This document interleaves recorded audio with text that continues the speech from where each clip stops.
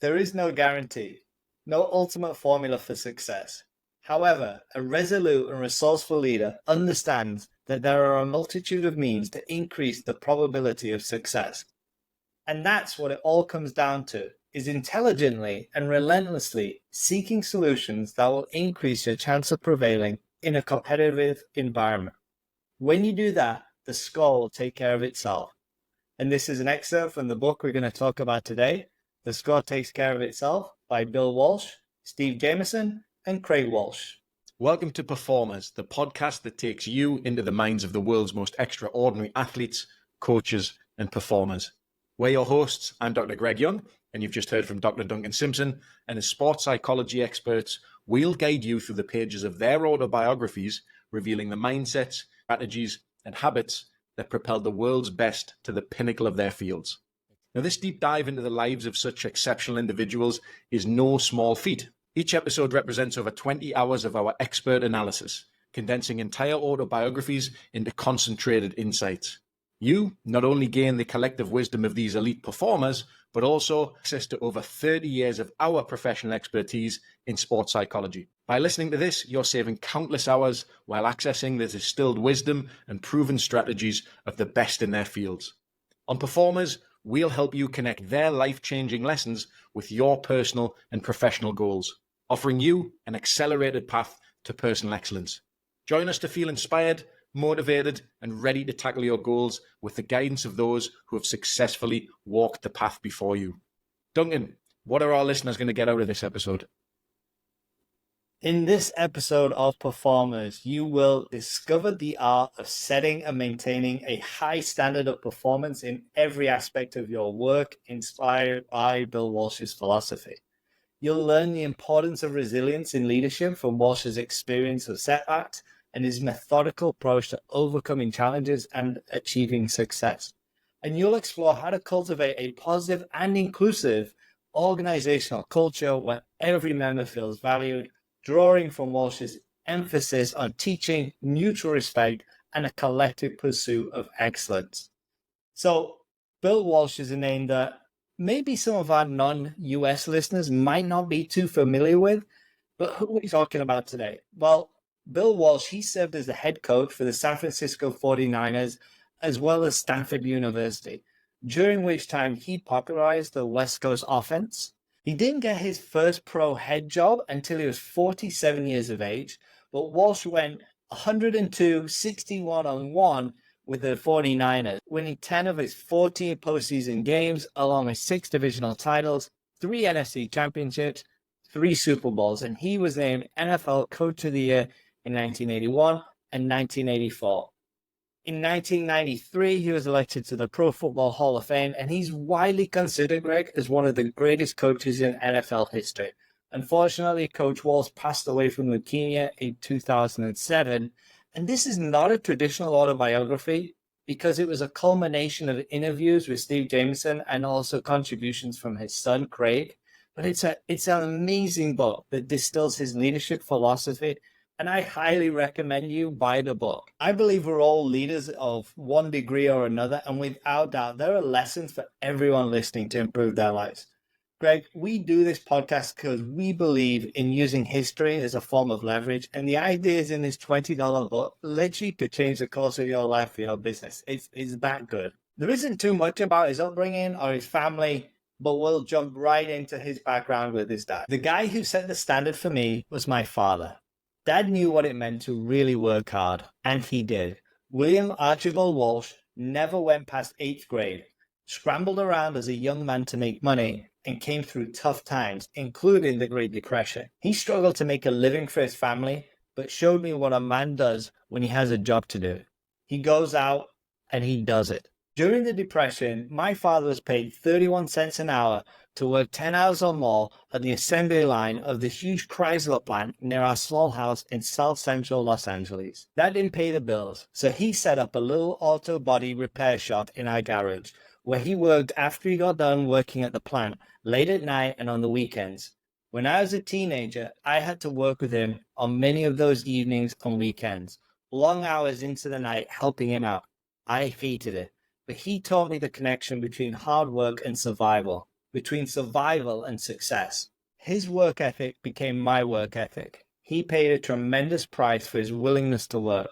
It may have shortened his life, a life that offered little in the way of fun or material reward, and kept him from connecting in any meaningful way with his son. I never really got to know my father. He didn't have time. It was all work for Dad, or his family wouldn't survive. Greg, a tale as old as time. His father works so that he can provide for his family, but ultimately, Bill's saying he didn't really have much of a connection with his dad. Double-edged sword. Like all the qualities, hard work has a shadow side to it. It certainly does. And I think what his dad's allowing his family to do here, or the things that he needs to do for his family, is satisfy the base needs, right? Basic survival, making sure that there's food on the table and providing for the family. And that's something that I think we've seen pretty consistently across a number of different performers, is that came from somewhat meager backgrounds, perhaps had to struggle a little bit to get. And I really love the quotation that we do what we have to do so we can do what we want to do. And I think by making sure that we take care of what we need to take care of, that allows us a platform to step off and explore and understand what our passions are. So as I mentioned at the beginning, Bill Walsh really left the game as one of the greatest of all time, winning 3 Super Bowls, going into the Hall of Fame. But it did not start out like that. In his first 2 seasons, he started in 1979. The 49ers went 2-12 and then 6-10. So his record in those first 2 seasons was 8-24. And he says, I've observed that if individuals who prevail in a highly competitive environment have any one thing in common besides success, it is failure and their ability to overcome it. Passion burn is part of it. So are recovery and reward. And he gives the little example of this, Greg. So on November 16th, 1980, in their second season, he says, the Dolphins extended our losing streak to 8 games with their 17-3 victory. I stood alone on the sideline in a cocoon of grief, emotionally gutted, wondering if I had the strength to even get back to the locker room. Unless you've experienced this type of emotional shock and the bleak interior landscape it creates, it's hard to comprehend the impact. The memory never leaves you and acts as a positive and negative force, spurring you to work harder and harder, while also creating a fear inside you that it might happen again. For me, that fear eventually became more than I could handle. I sat on my seat in the front row of the plane and broke down sobbing in the darkness. I felt like a casualty of war being airlifted away from the battlefield. I slumped down, depressed in my dark little space, contemplating whether I should offer my resignation. Most debilitating of all, devastating, was the gnawing fear that I didn't have what it takes to be an NFL head coach. At one point, I actually decided to hand in my resignation the next morning. Then I changed my mind. Wow, Greg, there is a high emotional price to pay to work in high performance environments. It really isn't for everyone. I think those people that get the opportunity to step into high performance environments will very quickly learn whether they, to coin a phrase, have what it takes to be able to survive there. For people performing at this level, it is all consuming. It does take so much of your life. It does take so much of your energy. It does take so much of thoughts and your cognition. Let's face it, this could be a mental health issue. It could be certainly a mental wellness, a happiness issue. And as I said at the start, it's not for everyone. So Bill's definitely at his lowest point here, and he says, and yet there was something going on inside me, a voice from down deeper than the emotions, something stirring that I had learned over many years in football and before that growing up, namely that I must stand and fight again. Stand and fight, or it was all over. And that was the instinct that slowly prevailed as we headed home in the middle of a very dark night. In my mind, although, and in spite of pain, I knew I had to force myself to somehow start looking ahead. I had to do what I was being paid to do, be a leader. It does take strength to shift your attention off the pain when you feel as though your soul has been stripped bare. Well, we've used this maxim before, Greg. There is no courage without fear.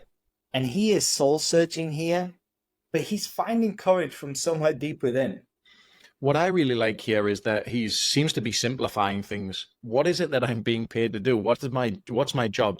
And you might think that's pretty cool, that's pretty unemotional, as it were. But for me, it's pretty pragmatic. It's a very practical approach to have an understanding of, okay, if I can separate myself away from the pain and all of the emotional parts, my mind and what my gut's telling me, and focus on my task and do my job, kind of what his dad taught him working in the auto body repair shop. That's what a man does. He provides for his family. This is what I need to do. I need to do what I'm being paid to do. Get practical, get simple, uncomplicated, uncomplex, and pretty uncompromising. In fact, in spite of losing to the Atlanta Falcons and the Buffalo Bills in our last two games to finish with a 6-10 record, the worst was over. Unbeknownst to me, we had hit rock bottom against the Dolphins. 16 months after I had spent part of a transcontinental flight experiencing an emotional meltdown, the San Francisco 49ers became world champions, defeating the Cincinnati Bengals 26-21 at the Silver Dome in Pontiac, Michigan in Super Bowl 16. In fact, a football dynasty was in the works. During the ensuing 14 years, the San Francisco 49ers won 5 Super Bowls. It happened only because at the moment of my deepest despair, I had the strength to stand and confront the future instead of wallowing in the past. Many can't summon that strength. They can't get up. Their fight is over. Victory goes to another, a stronger competitor. Greg, the hard truth is we don't know when we start on our performance journeys how long success will take, even if we are doing all the right things. And I think it's important to have a clear understanding of how do you define success? Is it happiness? Is it titles and awards? Is it a sense of satisfaction that you get from a job well done? If you can define what success is to you, you can recognize whether or not you're on the right path to that success. Competition at the highest level in sports or business produces gut-ripping setbacks. When you stand and overcome a significant setback, you'll find an increasing inner confidence and self-assurance that is being created by conquering defeat. Absorbing and overcoming this kind of punishment engenders a sober, steely toughness that results in a hardened sense of independence and a personal belief that you can take on anything, survive, and win. I use this maxim, Greg, in episode 12 with Jackie Robinson. Excellence is the capacity to take pain. And that's what he's really emphasizing here. He's gone through a lot of pain, but he's taken it and he's bouncing back. He is, and I know you like this line. Champions work while no one's watching, and it's really important to have a clear sense of who you are when no one is watching you. How do you go about your business? Are you able to have that sober, steely toughness, a hardened sense of independence, a personal belief when no one's patting you on the back, when times are difficult, when things are hard? Are you able to lean on that in your quiet, personal moments when no one's watching you to be able to provide leverage for you to perform when the spotlight is on you?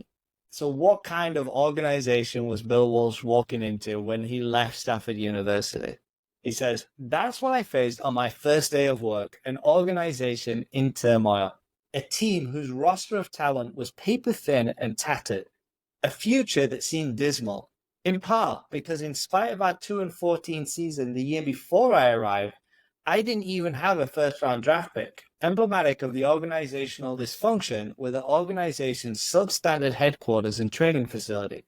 Consequently, I approached building the 49er organization with an agenda that didn't include a timetable for a championship or even a winning season. Instead, I arrived with an urgent timetable of installing an agenda of specific behavioral norms, actions, and attitudes that applied to every single person on our payroll. In fact, we had no mission statement on the wall. My mission statement was implanted in the minds of our people through teaching."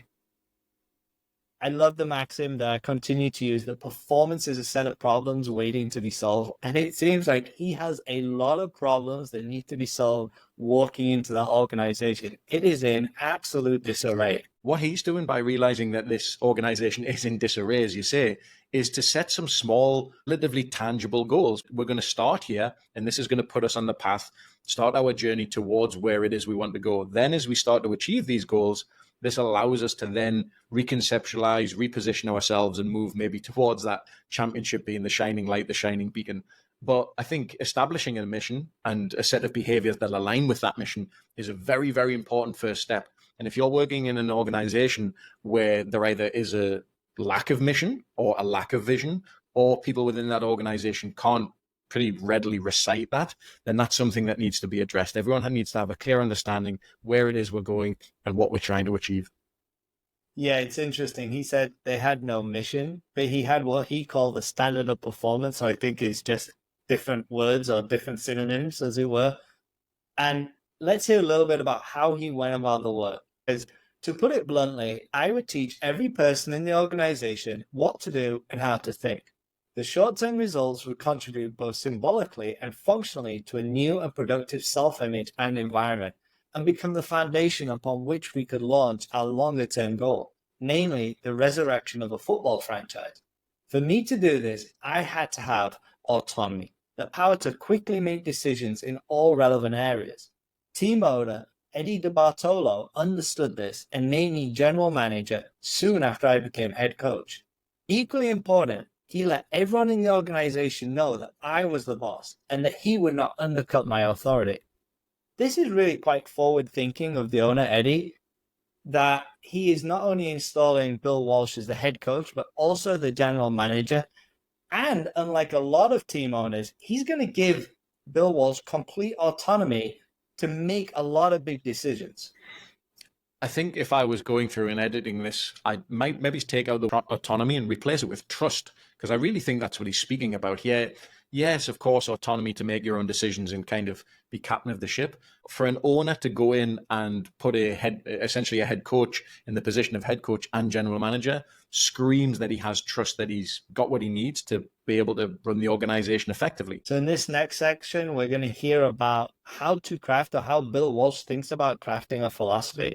And he says many things shape your philosophy, including your background, experiences, work environment, education, aspirations, and more. By adhering to your philosophical tenets, you are provided with a systematic yet practical method of deciding what to do in a particular situation. It is a conceptual blueprint for action. That is, a perception of what should be done, when it should be done, and why it should be done. Your philosophy is the single most important navigational point on your leadership compass. Coach Walsh's philosophy, Greg, was called the standard of performance that we're going to get into here. But he's really highlighting, if you're going to go into any form of leadership role, you've got to have absolute clarity of what your philosophy is. In coaching education, one of the very first activities we do is to try and establish what your coaching philosophy is, and have an appreciation that that is going to evolve and change over time. The place that we start is having an understanding of what are your values and also what are your objectives. So what are you objectively trying to achieve as a coach, but what are the ways that you want to go about doing that? What are the things that you value in a moral sense and a non-moral sense, and having the ability to clearly articulate that. And what I really like here is that Bill Walsh is talking about a standard of performance. Now, what is a standard? A standard is a level of quality or attainment. It's a norm, a set of customs, something that you really want to have in place. Some coaches might use the term rules. So these are our team rules. These are the things that we're going to do. I really like substituting rules for standards, because I think rules are there to say, hey, these are the parameters that can't be broken, but standards are actually there to be aspired to. Those are behaviors that we want to see, things that we want to continue to reinforce, real guiding lights. So I love this. The idea of having a philosophy and also calling it standards, that ticks a lot of boxes for me. So Greg, we're going to dive in to Bill Walsh's standards of performance. And there's quite a few here. And it's written as one big long paragraph, but I'm going to pause so we can maybe as a listener digest a little bit of each one. Exhibit a ferocious and intelligently applied work ethic directed at continual improvement. Demonstrate respect for each person in the organization and the work that he or she does. Be deeply committed to learning and teaching, which means increasing my own expertise. Be fair. Demonstrate character. Honor the direct connection between details and improvement, and relentlessly seek the latter. Show self-control, especially where it counts most, under pressure. Demonstrate and prize loyalty. Use positive language and have a positive attitude. Take pride in my effort as an entity separate from the result of that effort. Be willing to go the extra distance for the organization. Deal appropriately with victory and defeat, adulation, and humiliation. Don't get crazy with victory, nor dysfunctional with loss. Promote internal communication that is both open and substantive, especially under stress. Seek poise in myself and those I lead. Put the team's welfare and priorities ahead of my own. Maintain an ongoing level of concentration and focus that is abnormally high, and make sacrifice and commitment the organization's trademark. Wow, there is a lot there. I think I'm going to put the whole standard of performance in the show notes just so the readers can have it in one place. Greg, there's so much in there. What stands out for you? The thing that really jumps out to me here isn't a specific detail within there, but a little bit of a larger theme here, and that none of this has to do with sport in the slightest. You could read that and not have a clue that he is a football coach, that he's leading a group of men to go out on a Sunday and play competitive elite level sports. This is just great stuff through and through. It doesn't need a specific set of technical knowledge to apply this. You don't need to know the X's and O's and the ins and outs of running an offense and the defense and the West Coast offense for sure. It's just focusing on people, focusing on purpose, and focusing on things that are within one's control. And that's just an excellent transition into this passage.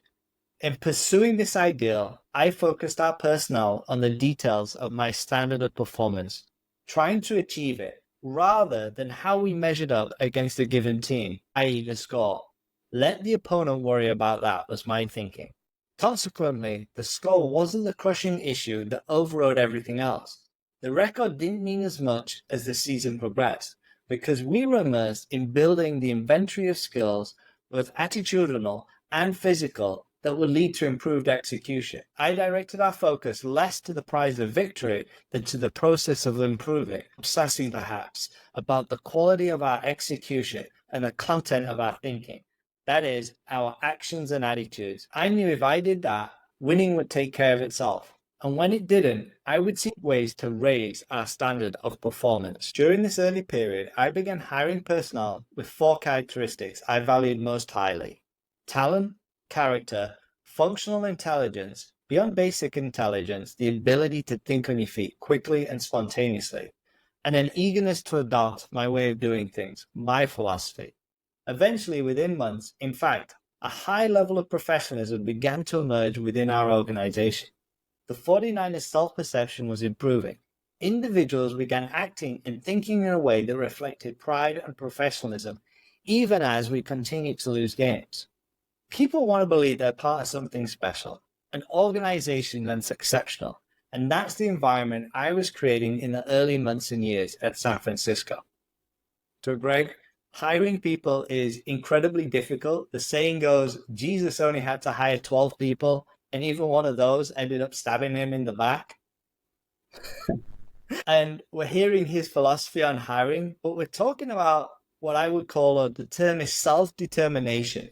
He wants people to feel like they're competent, like they're connected, and they have a sense of autonomy, which are really the 3 big components of self-determination. I love that. I've definitely never heard that one before, but I'm going to steal that. I'm going to steal that from our own episode of our own podcast for sure. For me, the real challenge of hiring has always been to make sure that you get the right people in the right positions in terms of, are these people that can work in the larger team? Are they people that share the same values of the organization? What do we know from self-determination theory? If we get these 3 needs met, that basically just pours a can of gasoline on intrinsic and internal motivation, and people are going to continue to want to come back and get better and better, continue to master, continue to develop. And I think this fits perfectly with what Coach Walsh is trying to preach. And what he's really doing, Greg, is he's trying to establish a culture at the 49ers before he worries about on-field results. And he says the culture precedes positive results. Champions behave like champions before they're champions. They have a winning standard of performance before they are winners. It all sounds pretty simple, doesn't it? But it's a rough road. At the end of our first year, giving it everything I had, working more hours than seemed possible, and after instilling many elements of my standard of performance, this is what we had to show for it. The same miserable 1-loss record as the year before I took over, 2-14. Before you win the fight, you've got to be in the fight. Greg, I would love you to reflect on that first sentence. Champions behave like champions before they're champions. I love that sentence, and I'm going to add to it. Champions think like champions before champions behave like champions before they become champions. I think if you can go in with a championship mindset, and I know in previous episodes we've talked about a high performance lifestyle and doing all of the things that you need to do in order to perform at your best, but thinking like a champion and having belief, that self-efficacy, that confidence, that self-perception, whatever phrase you want to use there. If you have that belief, your behaviors are usually going to fall in line with that. And what's the result of championship behaviors? Usually a championship. So I really like this. Behave like champions before they're champions. I'm fully behind that. So similar to episode 8 with Kobe Bryant, this is not a traditional autobiography, and we jump from theme to theme as he gives us his insights into his leadership philosophy. And this first one is really around preparation and handling pressure. I came to understand this when I realized that making decisions off the top of my head was a recipe for a bad decision, especially under pressure. At San Francisco, our first 20 or 25 plays in the game would be scripted, along with a multitude of options, alternatives, and contingency plans depending upon the situation and circumstance. Among other things, it plugged me into the future. I was visualizing the game ahead, seeing what would happen. I could close my eyes and literally see all 22 men running and responding to some specific play I had drawn up. I learned through the years of coaching that far-reaching contingency planning gave me a tremendous advantage against the competition because I was no different from anyone else. It was almost impossible for me to make quick and correct decisions in extreme emotional and mental upheaval that accompany many situations during the game. I defy you to think as well, as clearly, under stress as you do in normal circumstances. I don't care how smart or how quick-witted you are, what your training or intellect is, under extreme stress, you're not as good. Unless that is, you've planned and thought through the steps you're going to take in all those situations, your contingency plans. The more thorough, the more extensive, the more rehearsed, the better you perform under pressure of any situation that calls for your immediate decision. Greg, the value of planning and contingency planning is a real consistent theme across all of our performers. Contextually and practically, they might have prepared a little bit differently, of course, but they all espouse that need for proper preparation to excel at the highest levels. I think you're right. That is a theme that we've seen. And usually when we talk about preparation, a lot of people will focus on what do I think performance is going to look like and how do I really want it to go, and focusing on the good stuff and kind of the perfect situation. I like to do this with my athletes, something called what if planning, and sometimes I even call it the oh shit plan, if things go really sideways really quickly. And this is, for me, sort of born from reading a little bit of Stoic philosophy, because I'm a very intelligent and very intellectual person. I sit with leather-bound books and read about this. And this concept is called premeditatio malorum, and it's the premeditation of evils. So really what this is thinking about, well, all of the worst things that could possibly happen. And for the Stoics, this was literally them starting their day, sitting down, okay, what are all the really bad things that could happen to me today? And what they were able to do is just kind of get ahead of that thinking a little bit. And okay, if there's anything tangible or actually controllable here, I might be able to put a plan in place. Seneca said this: rehearse them in your mind. Exile, torture, war, shipwreck, all the terms of our human lot should be before our eyes. Now, those things might never happen, but having an understanding that these things could happen and being properly prepared for them puts you in a position to, one, not be surprised when they do happen, and two, be prepared to deal with them when they do arise. There's some absolute gold in there, and very intelligent, I may say so. You're welcome. So, on to the next theme, and it's be wrong for the right reasons. Be wrong for the right reasons is a delicate balance. You must persevere to achieve anything of importance. But at what stage does perseverance become pig-headedness?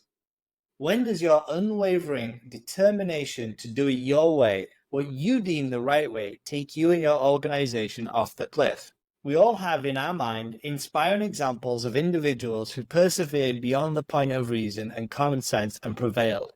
We tend to ignore the numerous examples of individuals who persisted and finally failed and took everyone down with them, because they would not change their course or quit.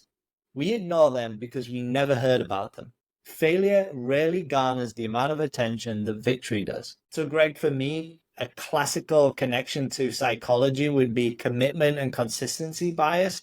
That bias is our tendency to be consistent with what we've previously done or said, especially if we've made that commitment in public. When we commit to something, we often feel pressure to maintain that stance and behavior so that we avoid appearing inconsistent, which is not a trait anybody likes. Even in the face of contradictory evidence or changing circumstance, we don't want to appear inconsistent. This can make it really difficult for us to change our minds or admit when we're wrong. Being able to take on new information and course correct is just such a vital part of any coach's job, or actually any leader's job. When we feel like what we've spent a lot of time working on isn't working, it's very, very hard to walk away from that. Another term from behavioral economics is the sunk cost fallacy or the gambler's fallacy, where it's like, well, I'm just going to keep investing. I've put too much into this to walk away from it. And I think that can feed into exactly what you've just talked about there as well. Yeah, learning from other people's mistakes sounds like a good idea for a podcast.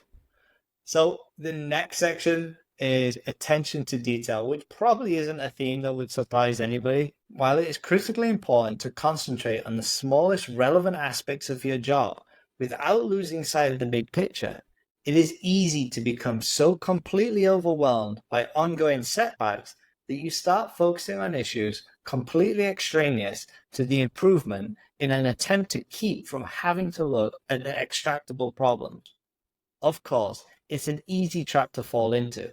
A desperate leader can grab onto and control trivial elements when everything seems out of control. It creates a false and fatal sense of accomplishment, a trap with serious consequences because it keeps you from addressing the key thoughts and solutions, the tough decisions that are at the core of accomplishing a very difficult task. That is, the task of turning things around. Greg, this is called majoring in minor things for me.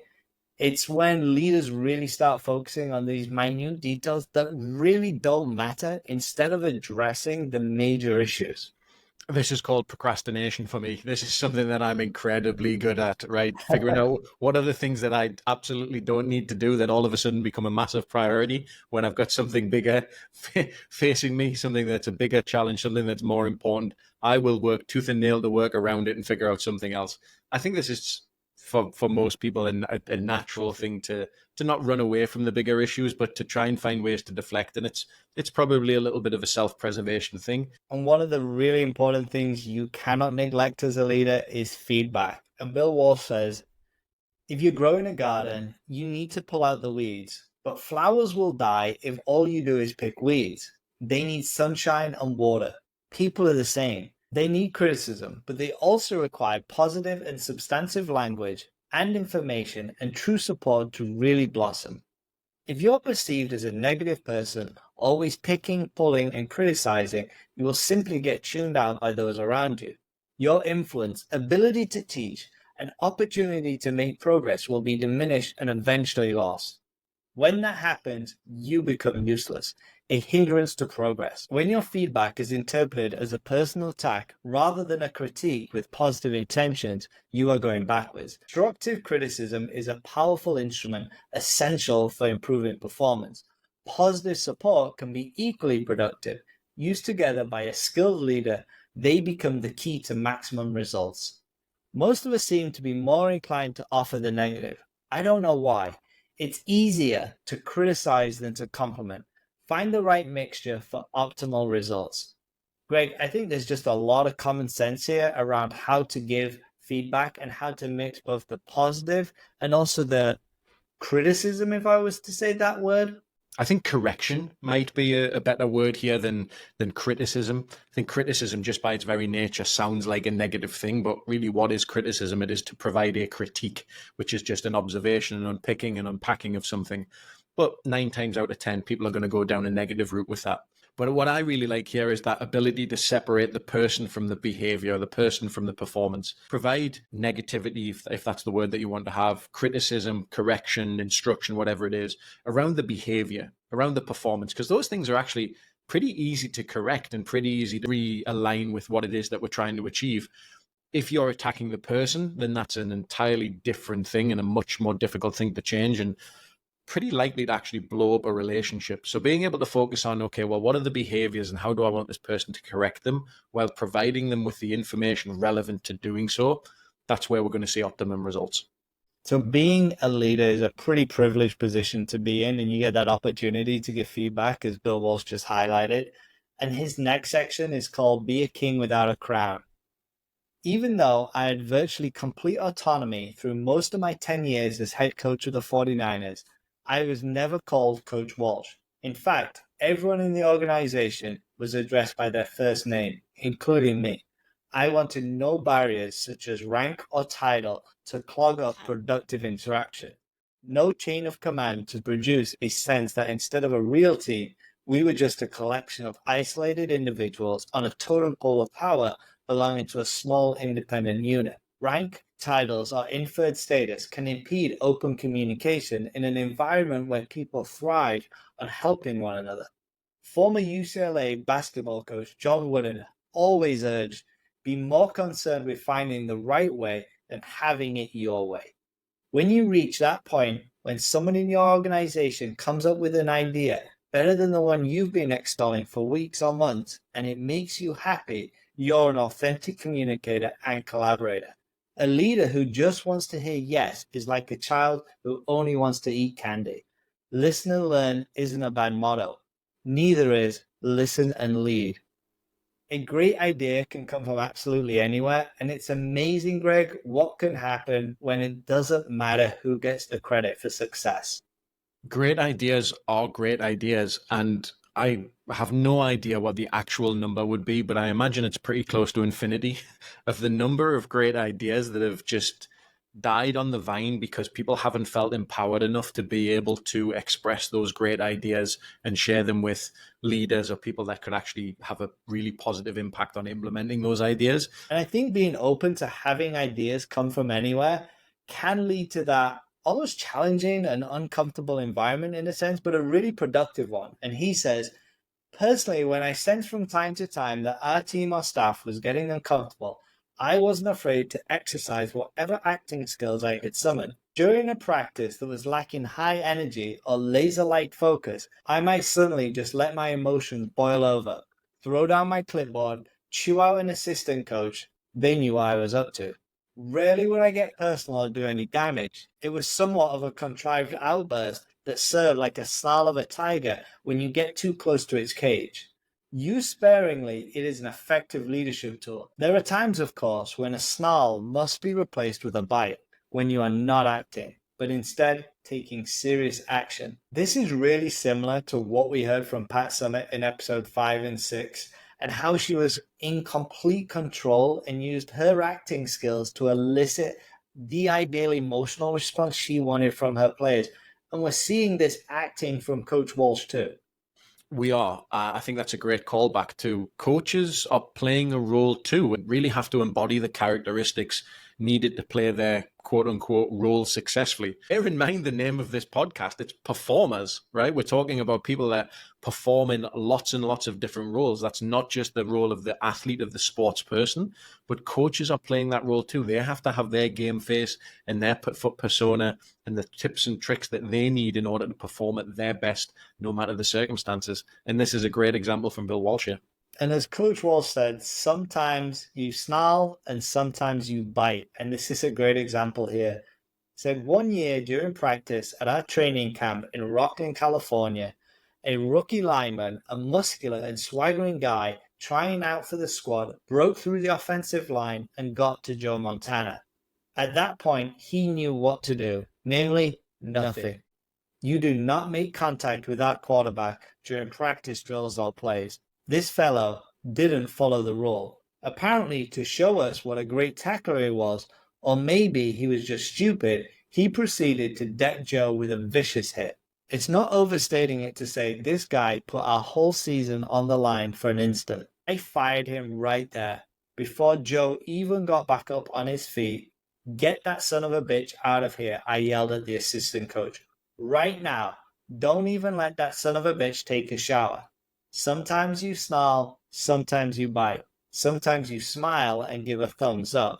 There's a little bit of an actor in all good leaders. Greg, we've used this leadership saying before, what you commit, you promote, and Bill Walsh will not tolerate that kind of recklessness from especially someone who's trying out for the team. He certainly won't. And I love the fact that he says that he's fired him right there, but he's delegated to his assistant coaches to get that son of a bitch out of here. And I'll just go back to what you said. A rookie lineman, a muscular and swaggering guy trying out as an offensive lineman. Definitely delegate, delegate, delegate. Don't put yourself in any positions. Don't even let him take a shower. Love that. But getting back to your earlier point, yeah, what you permit, you promote. Small things can get very big very quickly. I like to use the analogy of a fire, and a lot of people will get complimented or patted on the back for putting out quite big fires. Very few people get patted on the back or congratulated for just stamping out the sparks or the embers of something that could grow and get a little bit bigger. I think sometimes we need to realize that that is actually the more important behavior, finding things and snuffing things out before they become an issue, as opposed to allowing them to develop into a fire that kind of becomes an emergency and needs somewhat heroics to put out. So yeah, what you permit, you promote. I've always enjoyed that. And I think an essential part of any good leader is expertise. For people to follow somebody, they must have an element of expertise within their profession, as it were. And he says expertise is the inventory of knowledge and experience you possess on a particular subject. The greater your expertise, the greater your potential to teach, the stronger and more productive you can be as a leader. Here's a good rule of thumb. The more you know, the higher you go. To advance in any profession, I believe it is imperative to understand all aspects of that profession, not just one particular area. Only expertise makes you an expert.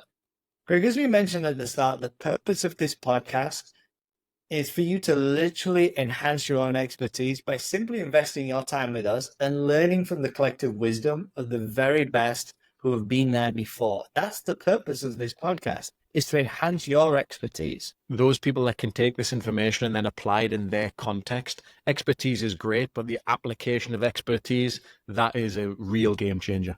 So except for the first two seasons, Coach Walsh and the 49ers really had unprecedented success over the next 10 years. And he has a section called Success Disease. Success Disease. Overconfidence is a major symptom and can happen in any profession and can be as difficult to remedy as underconfidence. Over and underconfidence are ongoing challenges in leadership. When you reach your large goal or finally get to the top, the distractions and new assumptions can be dizzying. First comes heightened confidence, followed quickly by overconfidence, arrogance, and a sense that we've mastered it, we figured it out, we're golden. But the gold can tarnish quickly. Mastery requires endless remastery. So, Greg, I believe that confidence is a prerequisite for consistent high performance. But how do you think leaders and teams can guard against the pitfalls of overconfidence and still maintain that discipline and hunger necessary for continued success once they've reached the top? That's a great question. Overconfidence and a lack of hunger, for me, really falls into perhaps complacency a little bit when you experience that success and it feeds into itself. But as he quite rightly says, that remastery is really important here. So for me, it's about making sure that confidence is always grounded in something tangible and that we're constantly seeking challenges that continue to stretch and restretch our capabilities and also demand that we fail from time to time. If all your experiences are successful ones and you're not experiencing any failure, you're not having the right experiences, put plain and simple. So I think that appreciation that performance, any performance, really is an infinite game and that there are always areas for improvement is something that can help combat this overconfidence.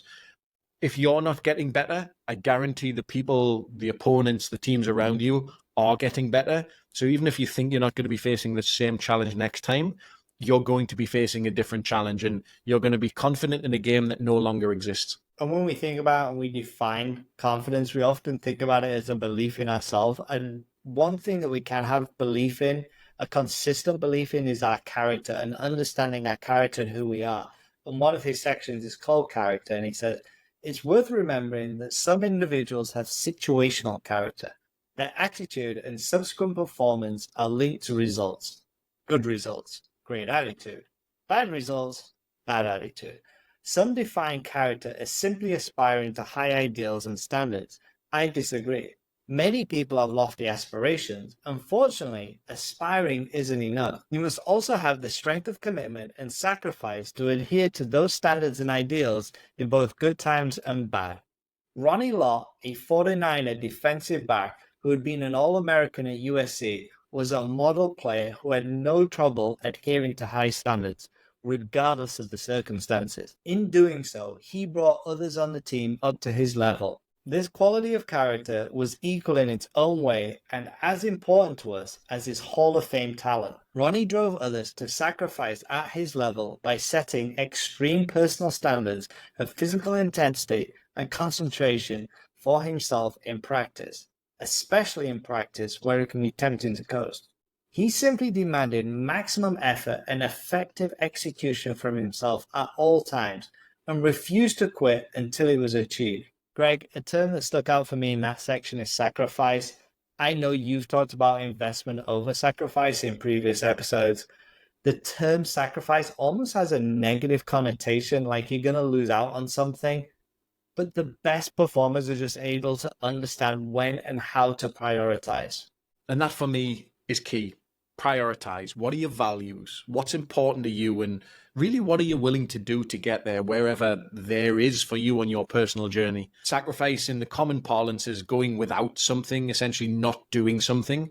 Investment, on the other hand, provides a strong sense of agency as you're choosing to do something that aligns with your priorities and your values, and something that's going to advance you down your path in perhaps some unknown unit of time. So I think investment, along with that conversation that we had with standards versus rules before, it might just be a sort of linguistic sleight of hand, but I think it's actually quite motivational, quite empowering, and in the long term sets you up for long-term success. Greg, there's a tendency for coaches to prioritize those high performers. And in this next section, Coach Walsh talks about the bottom 20% and how those bottom 20% may determine your success. He says, at the beginning of each year's training camp, I made the following promise to our team. Every single one of you guys will have at least one chance to win a game for us.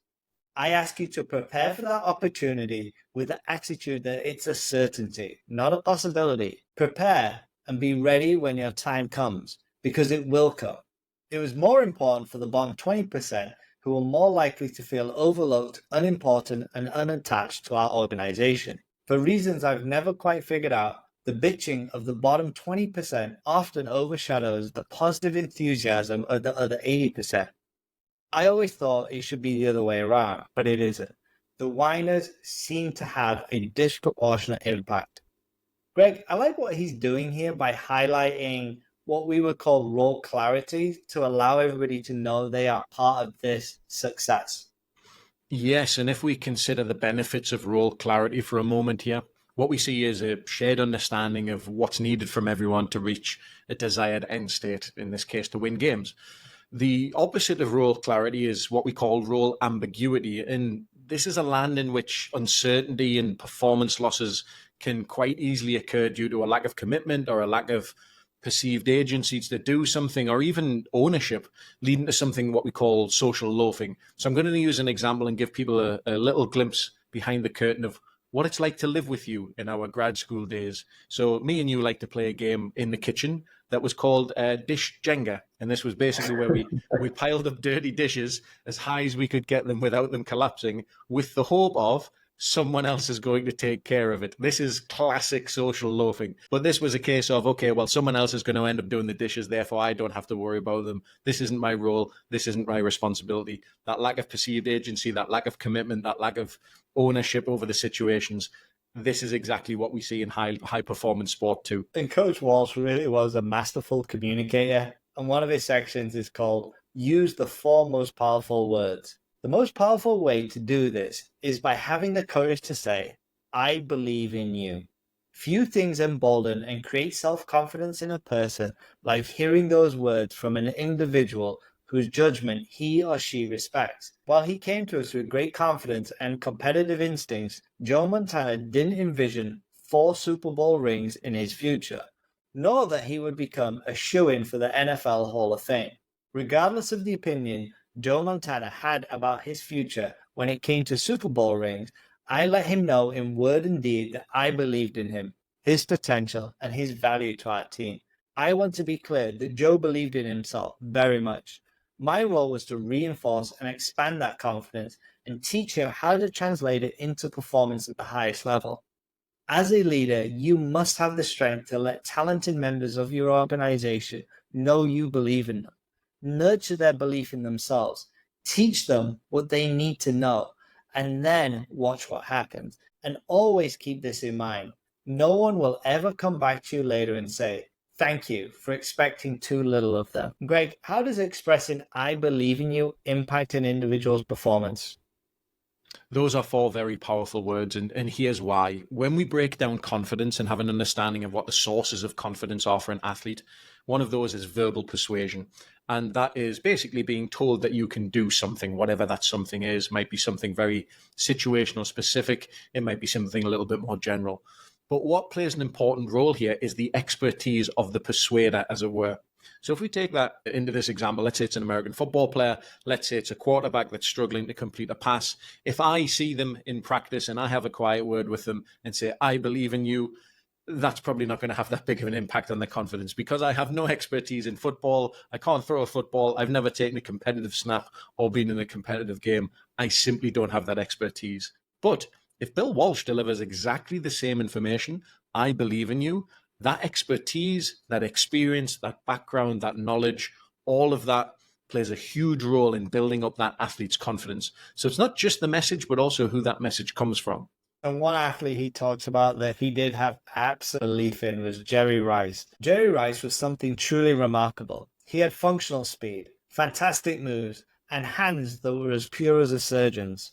Plus, Jerry Rice had the heart of a warrior, and I knew I could design plays that got him open and put the ball in his hands.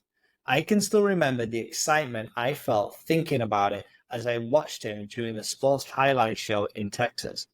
Believe it or not, I was in the minority when it came to recognizing Jerry's potential. He was not considered a top flight prospect by some of the prominent scouts around the league and even in the 49er organization because he had a mediocre 40-yard time, not much better than a 4.6. They considered him a possible 5th or 6th round draft pick because he lacked so-called blazing speed off the blocks.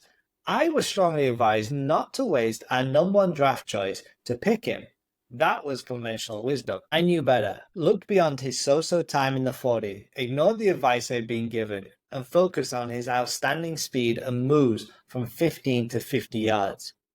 I was one of only a few who felt this way about this promising receiver because a trade with New England moved us up enough in the draft to acquire the still available Jerry Rice with our number one pick. And that's how the San Francisco 49ers acquired the services of the greatest receiver and perhaps the greatest player in NFL history. Here's my point. Occasionally, when striving to go beyond conventional results, you must go beyond the conventional and against popular opinion. This means trusting your own judgment enough to be resourceful, innovative, and imaginative. It means resisting the herd mentality. Put it another way, conventional wisdom often produces conventional results. Conventional thinking didn't produce Jerry Rice. Greg, this leads me to a pretty famous quote by Jeff Bezos, and he says, outsized returns often come from betting against conventional wisdom, and conventional wisdom is usually right. Given a 10% chance of a 100 times payoff, you should take that bet every time, but you're still going to be wrong 9 times out of 10. We all know that if you swing for the fences, you're going to strike out a lot, but you're also going to hit some home runs. So, Greg, what they're both talking about here is that concept of nonlinear returns, betting against conventional wisdom. It's a tough one. I think it really depends on the stakes. Over time, I think I disagree. I think that if the stakes are there and you can do this and can make a gamble and it's not going to crush things, then yeah, you can swing for the fences every single time. Yeah, I think you can take advantage of going against conventional wisdom if you have an edge. If you have an edge in knowledge, an edge in resources, whether it's Amazon or You've got obviously Bill Walsh as a coach. He's got an edge, and maybe when you have an edge, you can take some of those risks that maybe other organizations and franchises aren't prepared to do. Are you promoting insider trading here? Is that what we're doing? Absolutely. Perfect. If you know something the SEC doesn't know, you go for it. So we're going to transition a little bit to talk about preparation, and he's going to talk about his real two stars, which are Jerry Rice and Joe Montana. Jerry and Joe may be the best at their positions. At the last stages of their careers, they were still working very hard on the fundamental things that high school kids won't do because it's too damn dull. It wasn't dull to Jerry and Joe because they understood the absolute and direct connection between intelligently directed hard work and achieving your potential. We all do. You do. I do. Everyone who's a serious player knows what it takes. The difference is how much you're willing to give to get there. For us, there is no mystery to mastery, and it applies to football players, coaches, general managers, and executives in sport and business. Greg is really talking about the fundamentals, and it's not about complexity, it's actually about simplicity. And the reality is complexity is simplicity resolved. They're doing fundamental drills at a high school when they are literally two of the biggest stars in the NFL. This is Occam's razor, which is the best answer is usually the simplest answer. And we've talked about in previous episodes the notion of monotonous consistency. If you know the simple things that get you returns and you're willing to do them over and over again, even when boredom sets in, that's how long-term success is born. It isn't about complex and flashy answers. Yes, they're going to work blue moon and be very important for the success, but it's about building on those habits over time, compounding those behaviors and seeing that pay off in the end. And we've used this maxim a few times, that performance is a puzzle waiting to be solved. And here Coach Walsh is saying that exact same thing. He says, to me, it was a puzzle to be solved, pieces to be found and put in place, solutions to be figured out. I had a passion for trying to determine how we could have performed at a higher level. How could we achieve perfection, or at least get closer and closer and closer? Achieving success in a competitive environment requires solving a very complicated puzzle. This is true in all big-time competition. The winners know how to get more pieces of the puzzle in place than the losers. I also know that the degree of drive an individual has to solve the puzzle perfectly, no matter how complex or difficult, is directly related to attaining higher and higher levels of success. It's that desire that wakes you up in the middle of the night, reaching for a pen and paper next to your bed, an insatiable hunger to capture inspiration and answers that all highly driven individuals share. Greg, as we heard, performance is a puzzle that we're trying to solve, but I also think your own well-being is a puzzle that you have to take on and you have to solve for yourself. And as we get towards the end of the book, we start to hear about some of the areas where Bill actually felt that he fell a little bit short. My stated philosophy as a head coach was that the person in our organization best suited for a specific job should be the person heading it up or doing it. The best play caller should be calling plays. The best offensive coordinator should be coordinating the offense, and so on. That was my theory, but not my practice. There were others too, on the staff, who were able and willing to take on more responsibilities. They were willing. I was reluctant, even unwilling. Unable is perhaps more accurate. Of the various failures I cite myself for, one of my most problematic may have been my inability to delegate to the extent I could and should have. Increasingly, I continued to take on massive responsibilities. I appeared to be in full control, and I think I was, but the exhaustion I experienced, the track I was on, offered no escape. Well, that kind of thinking can only take you so far. Greg, you can have it all, but you can't have it all at once. And it just sounds like he's just taking everything on his own back. And he's being quite transparent that delegation was an obvious weakness of his. And I think with such high-performing individuals, that relentless control is something that they have to manage through. I think it's important to know that that shadow side autonomy, as it were, having an understanding of what your weaknesses are or what the shadow sides are, I think that's actually where true strength lies, and being able to address that and hold your hands up and say, hey, listen, I have a ceiling. I want to continue to push the ceiling, but I also want to bring that floor up as well. Sets you in good stead for long-term success. It's just a shame that he didn't recognize it a little bit earlier. Eventually, you're working 7 days a week, 16 hours a day, with little good sleep, eating poorly, and dealing with all kinds of forces. You burn your energy like a torch until your nerves are completely stretched and then virtually destroyed. It took me years to figure this out, to learn it, to understand it. By then, I was no longer head coach of the San Francisco 49ers.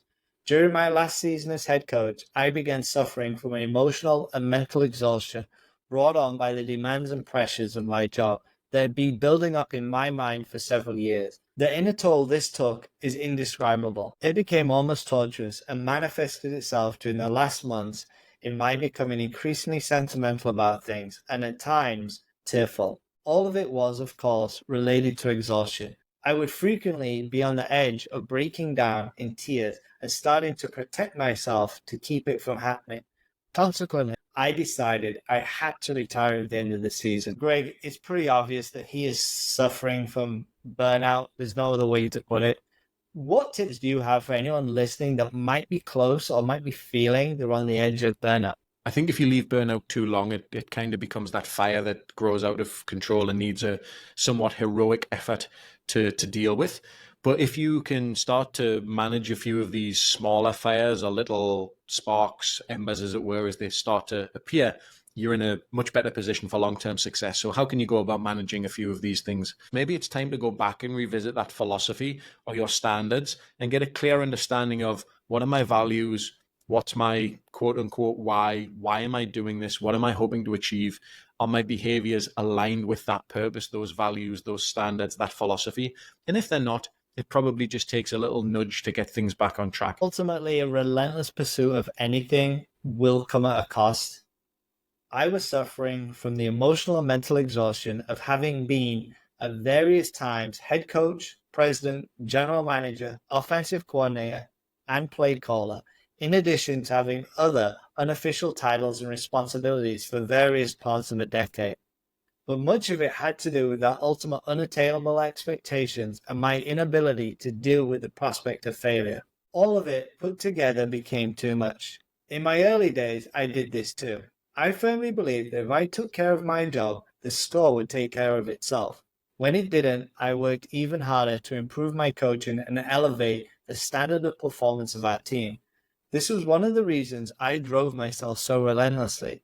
But gradually, I found it harder and harder to accept my concept that the score will take care of itself. I became overwhelmed with the worry about that score and lost sight of the fact that in a fight you can go as hard as you can, do all you're capable of doing, knowing that ultimately, while you can influence the result to a greater or lesser degree, you do not control the result. Greg, the game ultimately consumed him, and it sounds like it's really taken a huge physical and mental toll.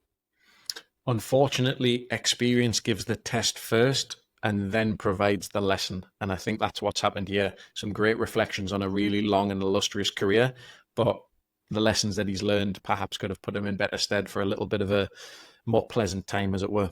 In Super Bowl 23, the final game I ever coached in the NFL, the Cincinnati Bengals led the San Francisco 49ers 16-13 when we took possession of the ball on our own 8-yard line with 3 minutes and 8 seconds remaining to play. Most smart observers assumed a Cincinnati victory was now almost a given. What followed has become legendary in the NFL. The drive. 49ers methodically and artistically marched 92 yards in 11 plays, culminating with orderly precision in an 18-yard pass from Joe Montana to John Taylor for a touchdown and a Super Bowl championship. There was hardly a hiccup as Joe and the team looked up from our own 8-yard line and saw the mountain summit 92 yards away, then calmly, almost nonchalantly, climbed to the top. As the drive unfolded, those 11 plays, I had a deep sense that what I was witnessing was the manifestation, the expression of everything that we had done along the way in the previous decade, culminating with this final opportunity for a grand victory. There was almost a sense of inevitability. We seemed certain, almost destined, to drive the length of the field against the ferocious Cincinnati Bengals defense. At least that's how I remember feeling. No panic, no anxiety, no uncertainty. All we had to do was exactly what we had been doing for years and years, adhere to the standard of excellence we had been sculpting for a decade. The drive became the final offensive series of plays in my career as a head coach in the National Football League. As it unfolded on the field in front of 75,129 fans in the Miami's Joe Robbie Stadium, I was filled with an appreciation that what these players and members of our organization who were not in the field were doing was a work of art, one that had been created over many years. For me, the road had been rocky at times. Triumph too, but along the way, I had never wavered in my dedication to installing, teaching those actions and attitudes I believe would create a great team, a superior organization. I knew that if I achieved that, the score would take care of itself. As you've seen, there were stretches where I found it impossible to truly allow that to happen, when I became almost terrified of losing, of letting the score take care of itself. But ultimately, I got back to it. On that final San Francisco 49er drive, 92 yards to the championship, I was at peace, knowing the score, one way or another, would take care of itself. And it did. And that is where we'll leave it today. As always, Greg, there are so many valuable lessons that we can take from Bill Walsh's autobiography. What are your top 10 lessons from The Score Will Take Care of Itself? Here we go. Success leaves clues. Number 1, value character over talent. Remove players who don't adhere to your high standards, regardless of their levels of talent. He says, in some small way, the championship came about because I'd been willing to remove players, even those with great talent, whose actions or attitude didn't conform to the standard of performance. Number 2, build teams on situational character. Seek individuals whose performance and attitude remain consistent regardless of the circumstances. Some individuals have situational character. Their attitude and subsequent performance are linked to results. Number 3, encourage constant improvement. Drive your team to push themselves to a higher performance level continuously. He says, Ronnie drove others to sacrifice at his level by setting extreme personal standards. Number 4, promote a strong work ethic. Model and demand a strong work ethic throughout the organization. He says, the work ethic. Without one of significant magnitude, you're dead in the water. Finished. Number 5, utilize the power of belief. Empower individuals by expressing confidence in their abilities. Few things embolden and create self-confidence in a person like hearing those words from an individual whose judgment he or she respects. And those 4 words, I believe in you. Number 6, recognize the dangers of egotism.